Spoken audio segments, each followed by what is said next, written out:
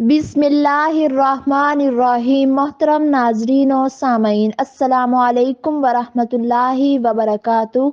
हजूर सल्लल्लाहु अलैहि वसल्लम की 24 घंटे की ज़िंदगी के मामूलात। हजूर सल्लल्लाहु अलैहि वसल्लम की ज़िंदगी, नबी करीम सल्लल्लाहु अलैहि वसल्लम सबके लिए बेहतरीन नमूना है।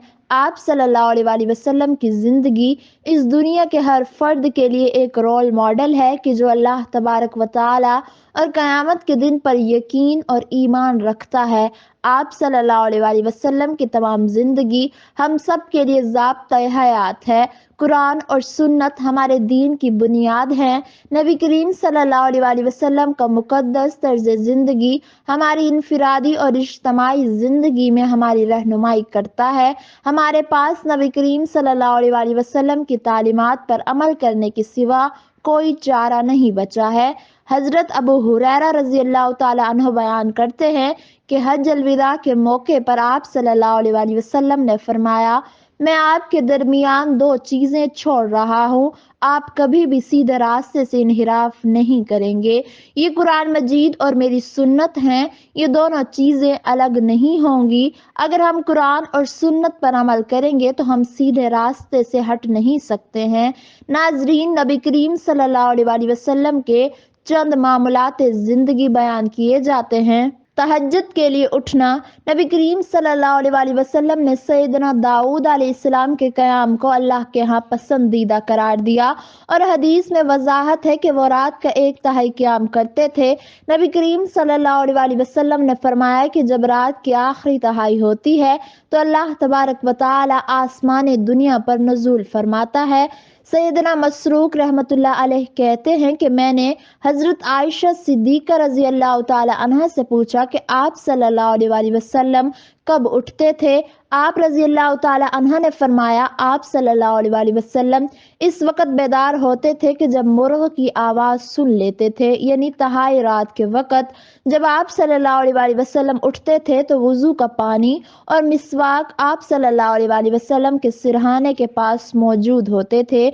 जब आदमी रात या दिन को बेदार होता है, वो वज़ू करता है और अच्छे अंदाज से करता है और मिसवाक करता है तो फरिश्ता इसे घेर लेता है और इसके करीब हो जाता है, हत्ता कि अपना मुंह इसके मुंह पर रख लेता है। हजरत सैयदना अब्दुल्ला बिन मसूद रज़ी अल्लाह तआला अन्हु से रिवायत है कि नबी करीम सल्लल्लाहु अलैहि वसल्लम ने फरमाया कि अल्लाह तबारक व तआला इस शख्स से बहुत खुश होता है जो अपने बिस्तर, अपने लिहाफ, अपने प्यारों और अपने घर वालों के दरमियान से कूद कर नमाज के लिए खड़ा हो। अल्लाह तबारक व तआला फरमाता है, मेरे इस बंदे को देखो कि अपने बिस्तर और लिहाज से अपने प्यारों और घर वालों के दरमियान से नमाज के लिए उठ खड़ा हुआ, मेरे सवाब की रग़बत करते और मेरे अजाब का खौफ करते हुए। नमाज तहज्जुद की रकत कम अज कम 2, 4, 8 और बाज़ रिवायतों में 12 रकातें वारिद हुई हैं। नबी करीम सल्लल्लाहु अलैहि वसल्लम का मामूल कम से कम 4 और ज़्यादा से ज़्यादा 8 रकातें पढ़ने का था।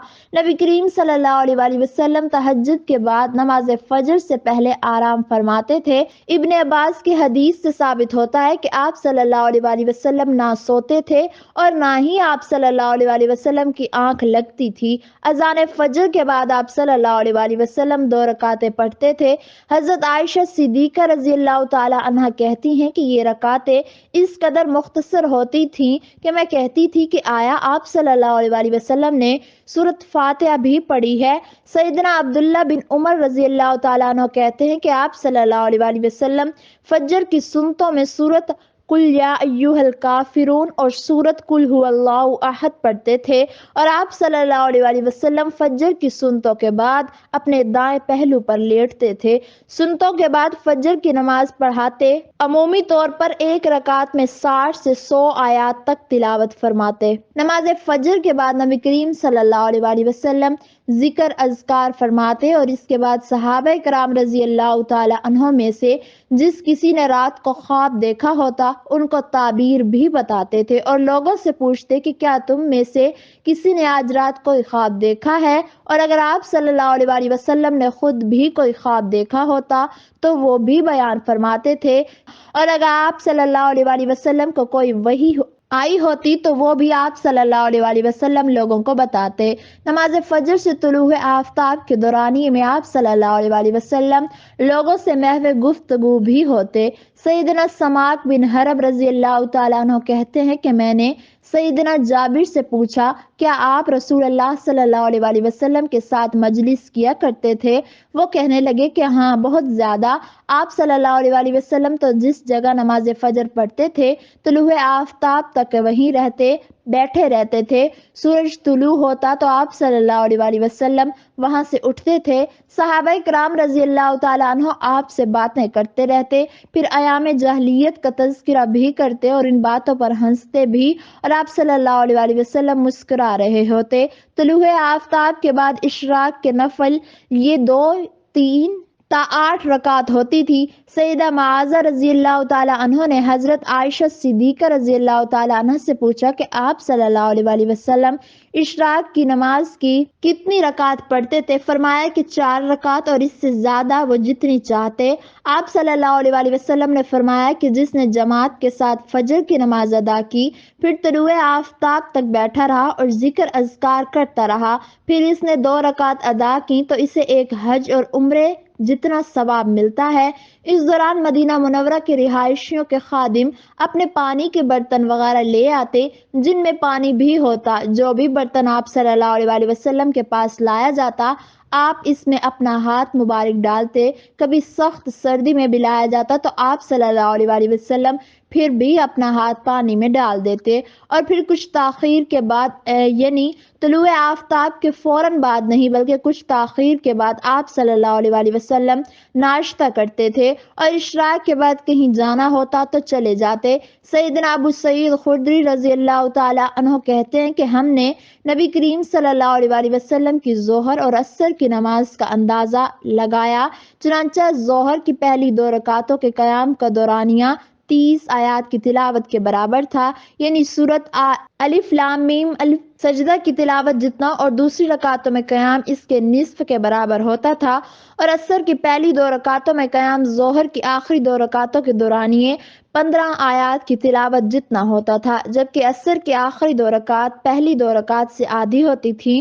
نبی کریم صلی اللہ علیہ وسلم دوپہر کے وقت آرام بھی فرماتے، اسے کیلولا کہا جاتا ہے۔ اس کے بعد آپ صلی اللہ علیہ وسلم نماز عصر پڑھتے تھے، اور پھر عصر کے بعد صحابہ کرام کو واعظ و نصیحت کرنی ہوتی تو عموماً عصر کے بعد کرتے تھے۔ جب عصر کی نماز کے بعد صحابہ کرام کے پاس بیٹھنے کا ارادہ نہ ہوتا، یہ صحابہ کرام سے فارغ ہو کر باقی کے لمحات کو گھریلو زندگی کے لیے گزارتے تھے۔ حضرت عائشہ فرماتی ہیں کہ نبی کریم صلی اللہ علیہ وسلم جب عصر کی نماز سے فارغ ہوتے تو اپنی ازواج کے ہاں جاتے اور ان میں سے کسی ایک کے قریب ہوتے جن کے ہاں قیام ہوتا، اور اس وقت ہر ایک زوجہ کو وقت بھی برابر دیتے۔